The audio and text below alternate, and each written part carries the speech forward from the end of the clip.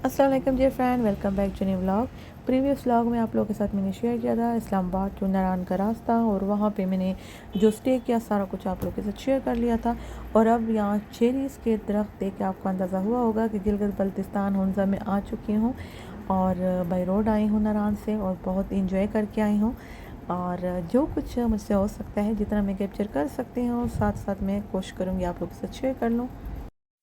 नारायण से हम तकरीबन 8 o'clock पे निकल आए थे। प्लानिंग बहुत ज़्यादा ज़रूरी है, ये आप जहन में रख लें कि जब भी आपने इतना लंबा सफ़र करना हो तो आप रात को एक प्लान बना लें कि यार हमने सुबह सवेरे ही निकलना है। जितना जल्दी आप निकलेंगे उतना ही बेनिफिशियल होता है, बंदा प्रॉपर इंजॉय करता है, नींद भी पूरी हो ही जाती है। इसके अलावा जैसे ही आप नारायण से जाएंगे तकरीबन घंटा 1.5 घंटा आपको ये ग्रीन माउंटेन्स नज़र आएंगे। बीच बीच में आपको थोड़े बहुत ग्लेशियर्स नज़र आएंगे, और जो ग्लेशियर है उसको भी आप काफ़ी इंजॉय कर सकते हैं। वीडियोस के लिए लोग उतर जाते हैं और जो है पिक्चर्स बना लेते हैं। इसके बाद छोटे मोटे आपको जो है वो आबशार टाइप या चश्मे का पानी नज़र आ सकते हैं। जो चश्मे होते हैं कभी कभी बहुत ऊंचाई से गिरते हैं तो वो आबशार के फॉर्म में हो जाते हैं, अदरवाइज़ आपको इस तरह माउंटेन्स के दरमियान में मिलेंगे। छोटे छोटे से हट्स आपको जगह जगह पे नज़र आ जाएंगे, वो भी रेंट के ही होते हैं। और जो ग्रीन माउंटेन्स है वो इस तरह यहाँ पे फील नहीं होते, जैसे कि आप आराम से जाके देखेंगे और आपको फील होंगे। लेकिन जैसे ही हम जाएंगे, जैसे जैसे हम ऊपर जाएंगे तो हमें जब पिक पे चले जाएंगे, तकरीबन नारायण से 2 आवर्स का रास्ता है, तो बाबा सर टॉप पे आप लोग चले जाएंगे। बाबा सर टॉप जो है वो बिल्कुल पिक है, वहाँ पे खड़े होकर आप लोग पिक्चर्स वगैरह बना सकते हैं, कुछ खा पी सकते हैं। वहाँ पे छोटे टॉक शॉप होते हैं तो रिफ़्रेशमेंट हो सकती है। उसके बाद जो है आप नीचे आना शुरू हो जाएंगे। नीचे आप लोगों ने आराम से आना है, क्योंकि जैसे ही आप नीचे आएंगे या इतना माउंटेन आप पर जब चढ़ जाते हैं, उसे जब नीचे जाते हैं तो गाड़ियों के जो टायर्स हैं वो गर्म हो जाते हैं। लेकिन वो जगह जगह पे पुलिस खड़ी होती है, आपके टायर्स चेक करते हैं। अगर आपके गाड़ी के टायर्स जो है वो गर्म है तो वो रोक देते हैं 10 to 15 मिनट्स के लिए। वहाँ पे चश्मे का पानी होता है, उससे टायर्स पे पानी डलवाते हैं। तो मेक श्योर होना चाहिए कि गाड़ियों के जो टायर्स हैं वो अच्छे होने चाहिए। पहले मैं बता चुकी हूँ कि आप आराम से बाई रोड आ सकते हैं, बट टायर्स की कंडीशन, गाड़ी की कंडीशन ये ना हो कि ख़राब गाड़ी लेके आए।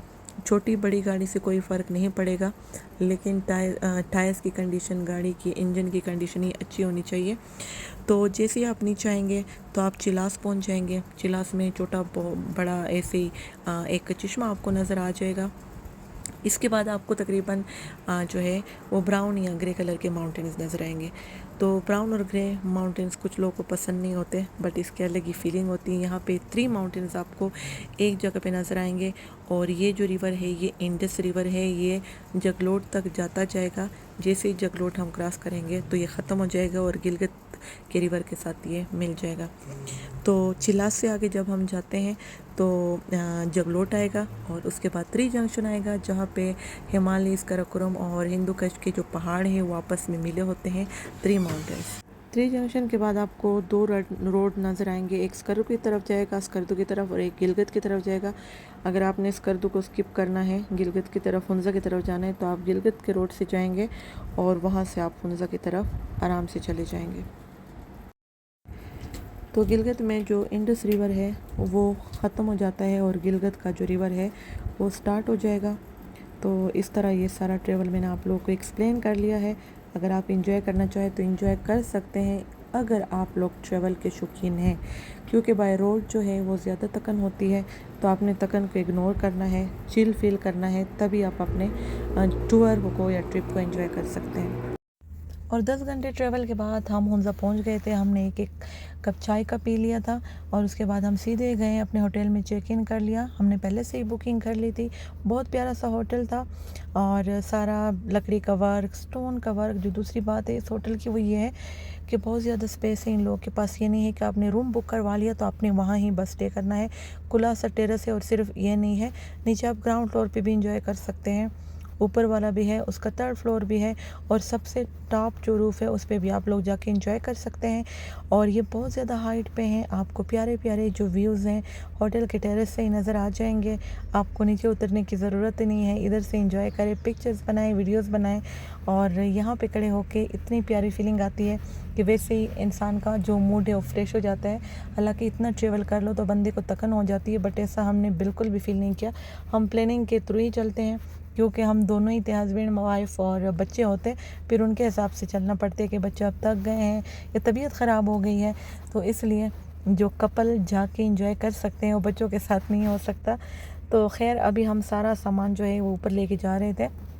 दूसरा ये कि हमने पहले से ही सोचा था कि जैसे ही हम पहुंचेंगे हम थोड़ा सा रेस्ट करेंगे 1 और 2 आवर, उसके बाद हम सनसेट के लिए जाएंगे ईगल नेस्ट पे, जो कि बहुत ज़्यादा पॉपुलर जो है ये पॉइंट है और बहुत ज़्यादा लोग शौकीन हैं इसको देखने के।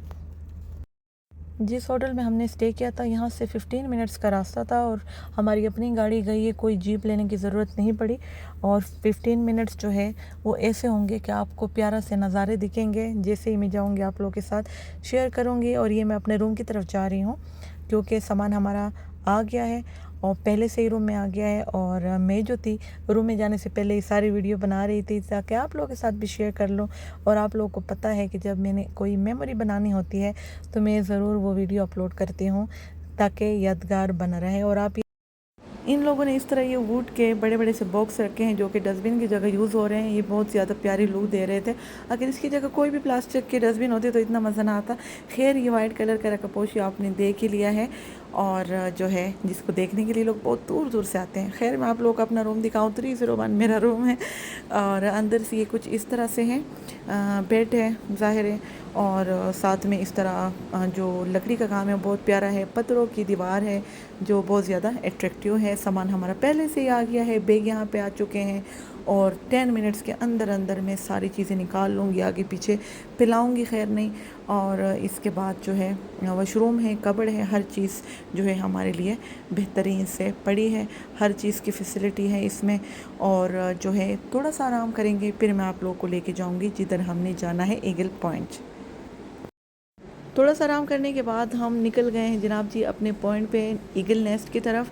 और यहाँ पे आपको प्यारे प्यारे सी चेरीज़ के दरख्त नज़र आएंगे। कुछ की चेरीज़ जो है वो पकी हुई है, कुछ जो है वैसे ही पिंक पिंक सी थी। लेकिन मज़े की बात यह है कि कोई भी आपको तोड़ने नहीं देगा, बस आप ऐसे ही दरख्तों में देख के खुश हो जाएं। वैसे 1-2 जगहों से हमने पूछ लिया था कि हम अगर तोड़ दे तो हम आपको पैसे दे देंगे। कहते कि नहीं भाई, यहाँ पे जो है ठेकेदार होते हैं, हमने पहले से इसको सेल किया हुआ है तो आप नहीं तोड़ सकते। तो ये अच्छी बात नहीं है, बट इन लोगों का भी कसूर नहीं है क्योंकि बहुत ज़्यादा लोग वहाँ पे जाते हैं, किस किस को ये तोड़ने की परमिशन देंगे तो इस तरह ये ख़राब हो जाएंगे। बट इनको देख के बंदे का दिल करता है कि भाई जाके खुद अपने हाथों से तोड़ें और खाएं। बट वहाँ पे बहुत ज़्यादा मुनासिब कीमत पे थी। 400 का केजी था तो आप दबा के खा सकते हैं। चेरी का जूस पी सकते हैं। इतना जूस पिया हमने कि मैं क्या बताऊँ हुंज़ा में। तो यहाँ पे ईगल नेस्ट जो है वो बहुत हाइट पे है और वहाँ पे जो नीचे व्यू है हुंज़ा का वो साफ नज़र आएगा। ऐसे लग रहा है कि सनसेट हमारे साथ ही हो रहा है। तो यहाँ पे ये जो है तकरीबन हम पहुँच गए हैं। गाड़ी हमने पार्क कर ली है और यहाँ का जो रास्ता है ये चल के जाना है। रास्ते में आप लोग को यहाँ पे कुछ शॉप्स नज़र आएंगी जो यहाँ पे नॉर्मल ये स्टोन्स वगैरह या ज्वेलरी वगैरह रखते हैं। तो ये जो है हम इस तरह चढ़ाई पे चढ़ रहे हैं, ऊंचाई की तरफ जा रहे हैं। बड़े बड़े से पत्थर हैं, उसको क्रॉस करना होता है, चढ़ना होता है। सांस बार बार फूल रही होती है, बंदा बैठ जाता है, रेस्ट करता है, फिर ऊपर जाता है। तो इसके ऊपर या टॉप पे जाने के लिए अच्छी खासी एनर्जी चाहिए होती है। ये नहीं है कि बस आप सीधा ही चलते जाएंगे, अच्छा खासा टाइम लग जाता है।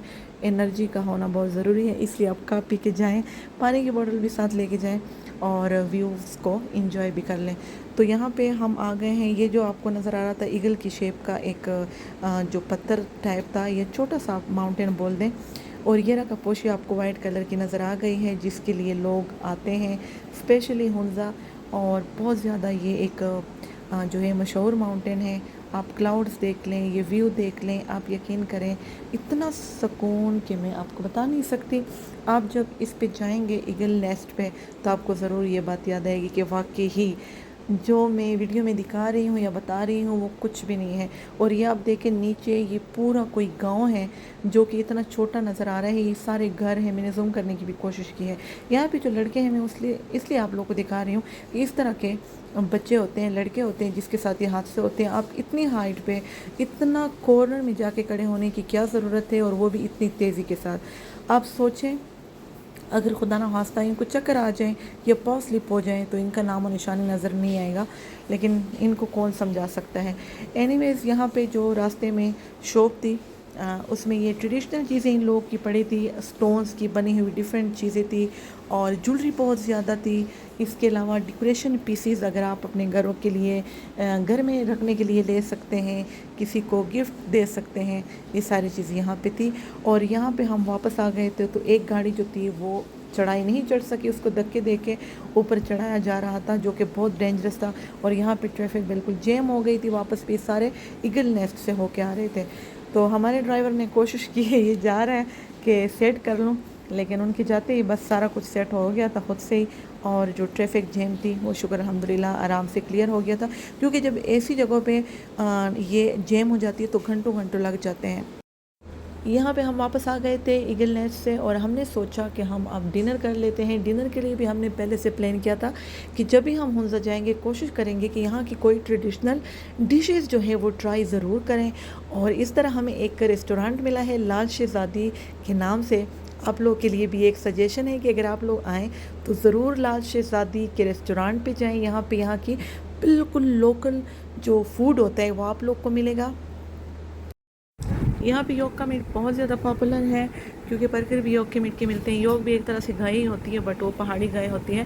हमने जो ऑर्डर किया था वो भी योग के मीट का ही है। साथ ही साथ हमने जो लोकल पनीर होती है, जो फ्रेश पनीर होती है, उसकी एक रोटी ऑर्डर की थी और दोनों चीज़ें बिल्कुल डिफरेंट थी।